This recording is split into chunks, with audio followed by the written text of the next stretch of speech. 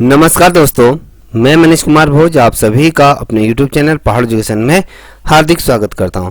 दोस्तों, मैं आज जो टॉपिक आप लोगों के बीच लेके उपस्थित हूं वो LT भर्ती परीक्षा का जो प्रथम पेपर है उसकी जो फर्स्ट यूनिट का महत्वपूर्ण जो टॉपिक है थॉर्नडाइक का हम यहाँ पर देखेंगे। थॉर्नडाइक द्वारा जो प्रयास किए गए थे और उसमें जो त्रुटियाँ आई थी उस सिद्धांत की हम यहाँ पर चर्चा करेंगे। देखिए, कभी क्वेश्चन बनता है कि थॉर्नडाइक कौन है, तो आपको ये पता होना चाहिए ये क्या है, अमेरिकी मूल के क्या है, मनोवैज्ञानिक इनको माना जाता है। ठीक है, ये जो थे अमेरिका के ये मनोवैज्ञानिक के रूप में हम इनको जानते हैं। मूलतः ये किस क्षेत्र पर अपने शोध कार्य किया करते थे, मूलतः किस मनोवैज्ञानिक इनको कहा जाता है, तो मूलतः अगर देखोगे तो पशु मनोवैज्ञानिक के रूप में हम इनको जानते हैं। ठीक है, कभी क्वेश्चन क्या बनता है कि पशु मनोवैज्ञानिक के रूप में किस दार्शनिक को जाना जाता है, तो आपको ये भी पता होना थॉर्नडाइक वो है। ठीक है, अब देखिए शिक्षा मनोविज्ञान के जनक के रूप में भी हम इनको जानते हैं। कभी क्वेश्चन बनेगा कि शिक्षा मनोविज्ञान के जनक के रूप में कौन जाने जाते हैं, तो आपको ये देख पा रहे हो, जो ये शख्स यहाँ पर आप देख पा रहे हो, तो कौन है, थॉर्नडाइक को हम ये जानते हैं। विश्व के प्रथम शिक्षा दार्शनिक इनको मानते हैं, शिक्षा शास्त्री के रूप में हम इन्हें जानते हैं। विश्व के ऐसे प्रथम जो एजुकेशन के क्षेत्र में जिन्होंने अपनी फिलॉसफी दी या कहें शिक्षा शास्त्री के रूप में, बहुत बड़े ये शिक्षा शास्त्री। और बेसिकली अगर हम देते हैं पशु मनोवैज्ञानिक के रूप में भी हम इन्हें जानते हैं। क्वेश्चन 1, 2, 3, 4, 5 ये जहाँ पर से क्वेश्चन कोई भी पूछा जा सकता है। अनुमान क्वेश्चन ये पूछा जाता है कि शिक्षा मनोविज्ञान के जनक के रूप में किसे पूछा जाता है, और साथ ही पूछा जाता है कि पशु मनोवैज्ञानिक के रूप में किसे जानते हैं, तो आपको थॉर्नडाइक को हम ये जानते हैं। आप देखें एडवर्ड थॉर्नडाइक की अगर हम बात करें तो इनका जो जन्म हुआ था वो किस तिथि को हुआ था, तो ये आपको बताना 1874 को इनका जन्म हुआ था और 1949 को इनकी मृत्यु हो गई थी। ठीक है, ये याद रख लीजिए, ये पूछा जाता है। ठीक है, इनके द्वारा कुछ पुस्तकें लिखी गई हैं, ये पुस्तकों के बारे में पूछा जा सकता है। बेसिकली अगर आप देखोगे तो यहाँ पर इनका जो जीवन परिचय मैंने आपको दिया तो ये पूछा जा सकता है। ठीक है, अब इनकी जो पुस्तकें हैं, कौन कौन सी पुस्तकें विश्व प्रसिद्ध हैं, कौन सी इनके द्वारा पुस्तकें लिखी गई थी, याद रखिएगा। कुछ 6 पुस्तकें हैं, 6 पुस्तकें वेरी मोस्ट इम्पोर्टेंट। पहली पुस्तक की अगर हम बात करें तो एजुकेशनल साइकोलॉजी, ये किताब किसके द्वारा लिखी गई, थॉर्नडाइक द्वारा इसको लिखा गया। तो ये कब लिखी गई, तो ये 1903 में इस किताब को लिखा गया। एनिमल इंटेलिजेंसी जैसी की अगर हम बात करें तो ये किस वर्ष से लिखे गए, तो ये बताना था 1898 को इसको लिखा गया। ठीक है, तीसरी पुस्तक थी the psychology of living learning की बात करें तो जो पुस्तक लिखी गई थी ये 1914 को द साइकोलॉजी ऑफ लर्निंग की ये किताब लिखी गई थी। किसके द्वारा लिखी गई थी, एडवर्ड थॉर्नडाइक द्वारा इसको लिखा गया। चौथा देखिए द मेजरमेंट। ठीक है, क्वेश्चन क्या बना कि इनकी पुस्तक के बारे में पूछा, द मेजरमेंट ऑफ इंटेलिजेंसी की अगर हम बात करते हैं तो ये पुस्तक जो लिखी गई थी 1926 को ये लिखी गई थी। ठीक है, अब देखिए अगला जो है किताब बहुत very most important, fundamental of learning की अगर हम बात करते हो ये किस वर्ष से लिखी गई थी, किसके द्वारा लिखी गई, तो आपको बताना 1933 को थॉर्नडाइक द्वारा इस किताब को लिखा गया था। अब यहाँ पर अगर हम देखें थोड़ा सा इधर भी आपको मैं ध्यान आकर्षित करना चाहूँगा, 1890 से 1913 के मध्य के बीच करें तो इनके बीच इन्होंने अनेक प्रयोग किए, वो भी जंतुओं पर इनके द्वारा प्रयोग किया गया था। ठीक है, जंतुओं पर इन्होंने प्रयोग किया था। Human nature and the social order की अगर हम बात करें, ऑर्डर की बात करें तो ये जो किताब लिखी गई थी थॉर्नडाइक द्वारा ही लिखी गई थी 1940 में किताब। देखिए दोस्तों, आप इसका स्क्रीनशॉट भी खींच सकते हैं, तो अगर आपको ये PDF चाहिए तो आप मेरे से संपर्क कर सकते हैं, तो आपको मैं उपलब्ध करा दूँ। तो यहाँ से जो क्वेश्चन बनते हैं, यहाँ पर बहुत ढेर सारे क्वेश्चन आपके बन रहे हैं, देख लीजिए। ठीक है, तो अब देखते हैं 1898 में अगर बात करूं तो 1898 में पहली बार अपने PhD इन्होंने जब PhD करी थी 1898 में, इन्होंने पहली बार जब PhD शोध पद प्रबंधन के अंतर्गत जो ये शोध कर रहे थे, जिसका जो शीर्षक था इनका, जो इनका PhD में जो इनको टॉपिक दिया गया था, तो एनिमल इंटेलिजेंस इनको दिया गया था। ठीक है, ये इनका टॉपिक था। पहली बार इनके जो प्रयास किए गए उनमें किस प्रकार की त्रुटियां आई, तो उन पर विचार ये किया गया। तो यहाँ पर देखते हैं क्या चीज़ें। देखिए 1913 की बात है। 1913 में इनके द्वारा एक प्रकाशित होने वाली ये पुस्तक थी। उस पुस्तक को एजुकेशन और साइकोलॉजी के रूप में जाना जाता है, कि शिक्षा मनोविज्ञान के रूप में इन्होंने क्या प्रयास किए, उनमें क्या त्रुटियां आई, उनके बारे में संपूर्ण रूप से इस एजुकेशन साइकोलॉजी में दिया हुआ है। ठीक है,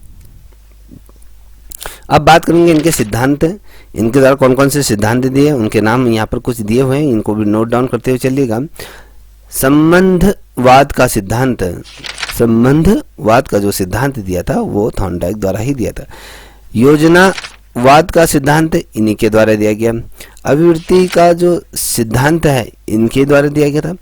बंध का जो सिद्धांत था, बॉन्ड का जो सिद्धांत था, बेसिकली अगर देखोगे तो थॉर्नडाइक द्वारा ही इस बॉन्ड का भी सिद्धांत इनके द्वारा दिया गया। अब बात करते हैं उद्दीपन अनुक्रिया का जो सिद्धांत था, ये भी थॉर्नडाइक द्वारा ही दिया गया था। इनको याद रख लीजिए, ये क्वेश्चन बनते हैं दोस्तों। ठीक है, अब देखिए यहाँ पर दिया है 6 नंबर का जो सिद्धांत इन्होंने दिया, SR का सिद्धांत, ये इनके द्वारा दिया गया था। तो 7वें नंबर का जो सिद्धांत है कि हर्ष और दुख का सिद्धांत है, किसके द्वारा दिया गया, थॉर्नडाइक द्वारा दिया गया। अब परिश्रम और धैर्य, ये भी इनके द्वारा दिया गया है। प्रयत्न और भूल का जो सिद्धांत है, ये वेरी मोस्ट इम्पोर्टेंट ये क्वेश्चन है, तो इसको देख लीजिए। कभी पूछा है किस शिक्षा शास्त्री ने प्रयत्न और भूल का सिद्धांत ये जो दिया था, ये थॉर्नडाइक द्वारा ही दिया गया। संयोजनवादी सिद्धांत इनके द्वारा दिया।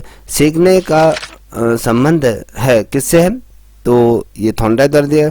उद्दीपन प्रतिक्रिया का सिद्धांत है इनके द्वारा किया। तो ये जो 12 जो सिद्धांत हैं आपके सामने जो मैंने रखे, as a very most important है।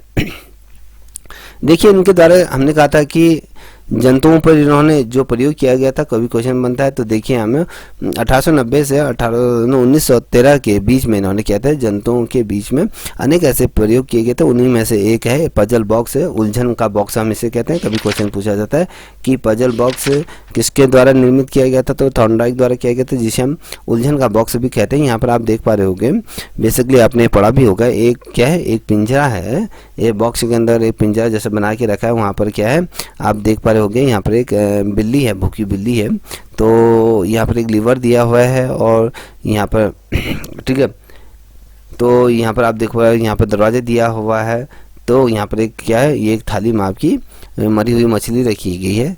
ठीक है, अब जो स्टैंड है, स्टैंडिंग की अगर हम बात करें तो ये लीवर है, इसको अगर ये पुश करती है तो दरवाज़ा ऊपर की ओर खुलता है। देखिए अगर जो बिल्ली है, बिल्ली अगर ये जो यहाँ पर जो आप देख पा रहे होगे, स्टैंड देख पा रहे होगे, तो अगर बिल्ली इसमें प्रेस करती है तो ये दरवाज़ा ऊपर की ओर खुलेगा, ये डोर ओपन होगा और ये लेटर है, ठीक है, इसको खींचेगी तो बाहर आके ये आप ये मछली खा सकती है, क्योंकि अभी पीछे सलाखों में है। तो ये एक उद्दीपन का ये इनके द्वारा एक पजल बॉक्स किया था, जिसमें भूखी बिल्ली को रखा गया। तो यहाँ पर देख पा रहे हो भूखी बिल्ली की अनुक्रियाकर्ता को यहाँ पर दिखाया गया। ठीक है, यहाँ पर क्या है देखिए, ये कह रहे हैं कि थॉर्नडाइक ने एक भूखी बिल्ली को एक पिंजरे, एक उलझन पेटिका, या हम इसको पजल बॉक्स भी कहें। देखिए एक ये बॉक्स ये रखा है, इस बॉक्स के अंदर रखा है। तो देखिए इसको समझने की कोशिश कीजिए।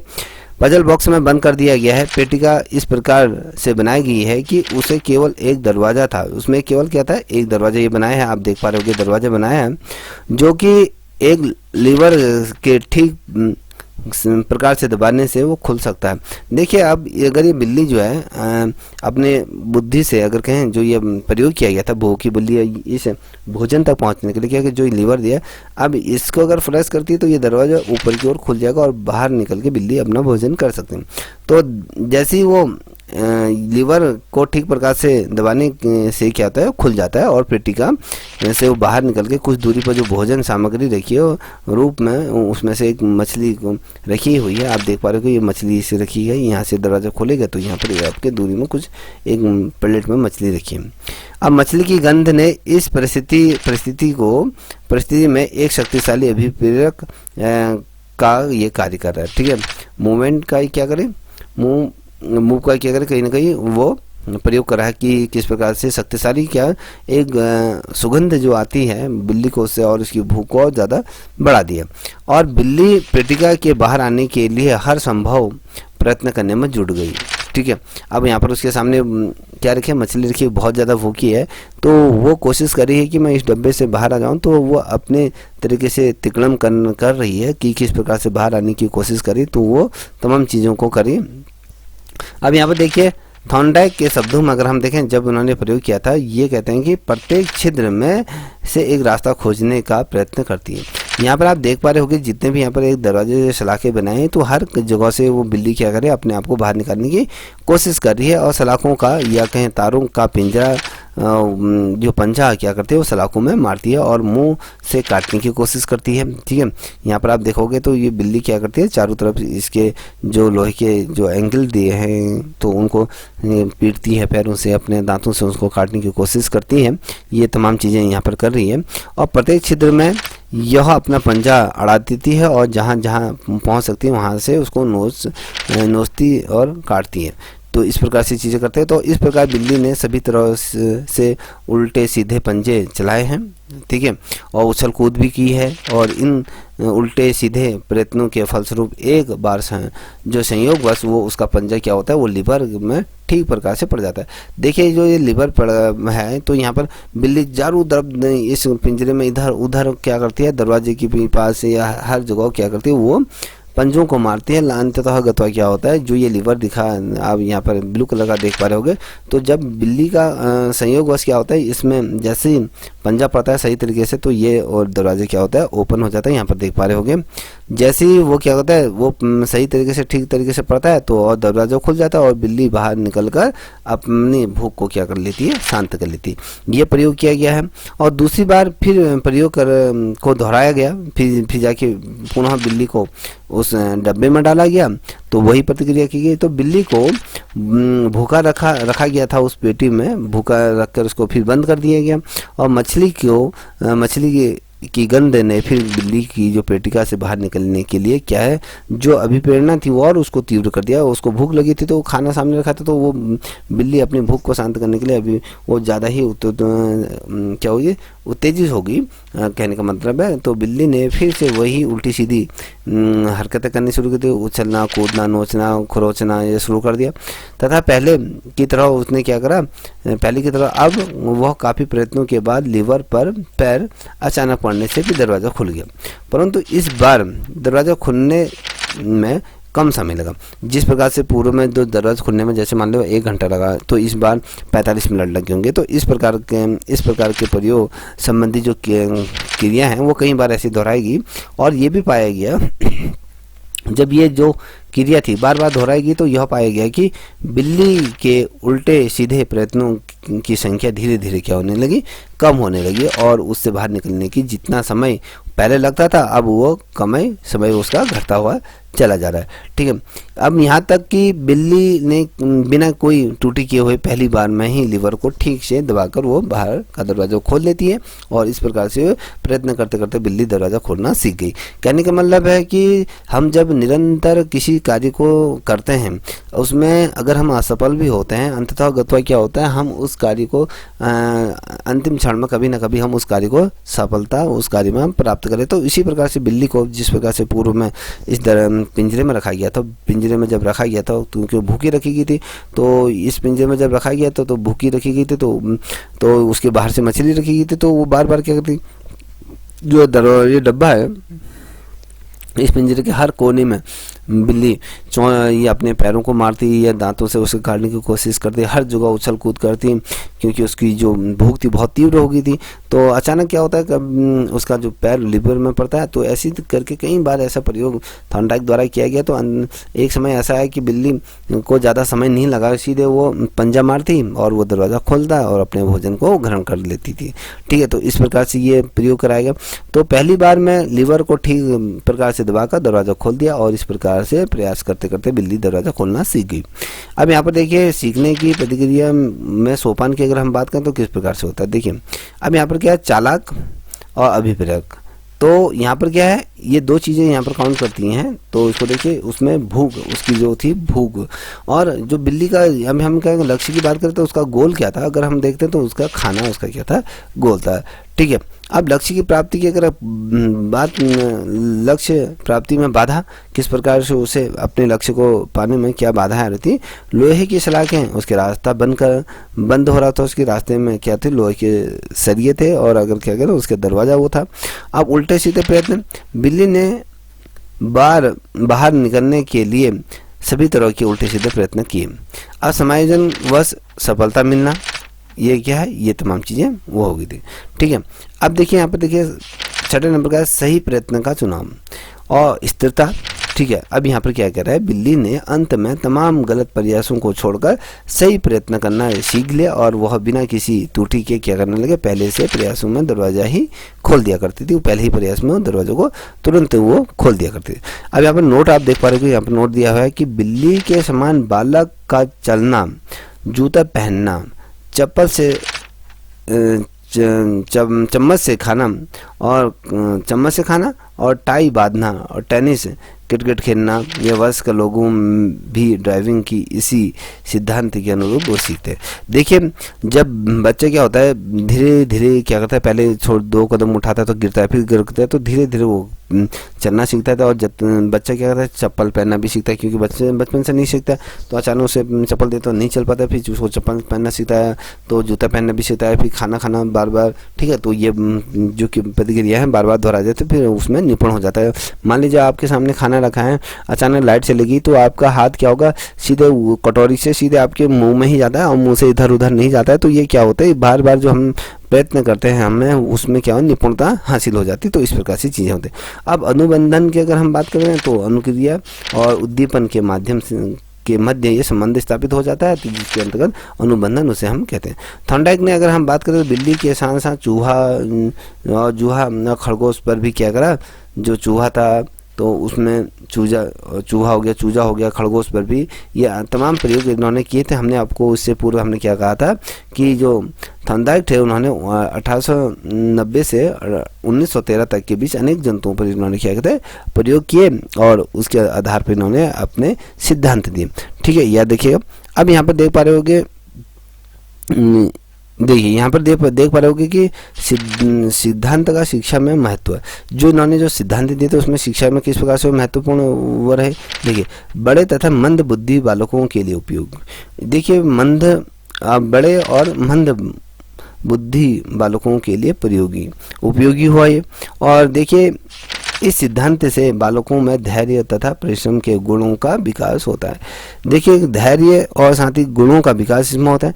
देखिए अनुभवों का लाभ उठाने की क्षमता का विकास होता है। अपने अनुभवों को किस प्रकार से हम लाभ उठा सकते हैं, तो उसकी कहीं ना कहीं ये विकास हुआ। और गणित और विज्ञान के विषयों को सीखने में उपयोगी। बार बार हम गणित के क्वेश्चन करेंगे, विज्ञान के क्वेश्चन करेंगे, तो अंततः क्या होता है, बिल्ली की तरह हम उसको सटीक तरीके से करना सीख जाते हैं।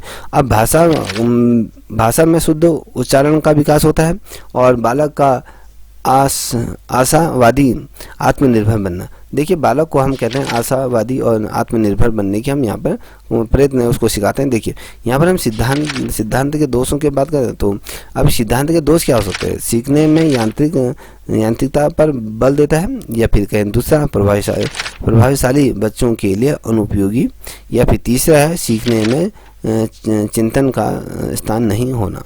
और यहाँ पर चौथा देख पा रहे हो कि सीखने की गति का अनियमित होना और व्यर्थ के प्रयासों पर बल और अंतर्निहित का अभ्यास ये होता है। तो ये जो तमाम चीज़ें थी ये आपके थॉर्नडाइक द्वारा दिए गए जो सिद्धांत थे उनके द्वारा जो प्रयोग किए गए थे तो वो थे। तो अब हम जब बात करेंगे अगली वीडियो पर जो बात करेंगे तो थॉर्नडाइक के सीखने के नियमों के हम बारे में चर्चा करेंगे, तो इसे अगली वीडियो में कवर करेंगे क्योंकि ये जो वीडियो है बहुत ज़्यादा लेंथी हो जाएगी, तो इसलिए आपको ज़्यादा प्रॉब्लम क्रिएट हो जाएगी। तो इसलिए अगली वीडियो में हम क्या देखेंगे, थॉर्नडाइक का क्या है जो अधिगम के सिद्धांतों के हम बारे में हम चर्चा करेंगे। यदि आपको वीडियो अच्छी लगी हो तो प्लीज़ आपसे रिक्वेस्ट है इस चैनल को लाइक शेयर सब्सक्राइब अवश्य करें, साथ ही अपने दोस्तों के साझा करें। तब तक के लिए इतना ही। जय हिंद, जय भारत, जय उत्तराखंड।